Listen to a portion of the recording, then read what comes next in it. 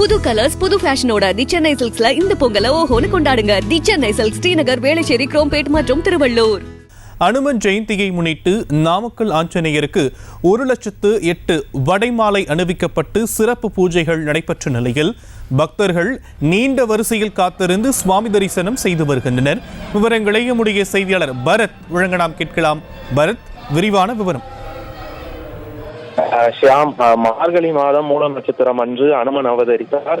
அந்த நாளை அனுமன் ஜெயந்தியாக கொண்டாடப்பட்டு வருகிறது. இந்த நிலையில் நாமக்கல் நகரின் மைய பகுதியில் கோட்டை சாலையில் அமைந்துள்ள 18 அடி உயரம் கொண்ட ஆஞ்சநேய சுவாமிக்கு அனுமன் ஜெயந்தியான இன்று 1,08,000 வடைமாலைகள் சாத்தப்பட்டது. சரியாக 5 மணி அளவில் நடை திறக்கப்பட்டு வடைகளுடன் பக்தர்களுக்கு அனுமன் அருள்பாலித்தார். இதனை ஏராளமான பக்தர்கள் அதிகாலை முதலே நீண்ட வரிசையில் நின்று காத்திருந்து சாமி தரிசனம் செய்து வருகின்றனர். இந்த வடைமாலை அலங்காரமானது காலை 10 மணி வரை, மதியம் நண்பகல் 11 மணி வரை இந்த வடைமாலை அலங்காரத்திலேயே அனுமன் காட்சியளிப்பார். அதன் பிறகு பால் மற்றும் வாசனை திரவியங்கள் கொண்டு சிறப்பு அபிஷேகமானது நடைபெற உள்ளது. பின் 1 மணிக்கு மேல் தங்க கவச அலங்காரத்தில் ஆஞ்சநேயர் அருள்பாலிக்க உள்ளார். ஆஞ்சநேயருக்கு சாத்தப்பட்ட இந்த 1,08,000 வடைகள் பக்தர்களுக்கு பிரசாதமாக வழங்கப்பட உள்ளது. இந்த வடைகளை தயாரிக்கும் பணியானது கடந்த 3 நாட்களாக தீவிரமாக நடைபெற்று வந்தது. இந்த வடைகளை தயாரிக்கும் பணியில் ஸ்ரீரங்கம் பகுதியைச் சேர்ந்த 35 பேர் ஈடுபட்டனர்.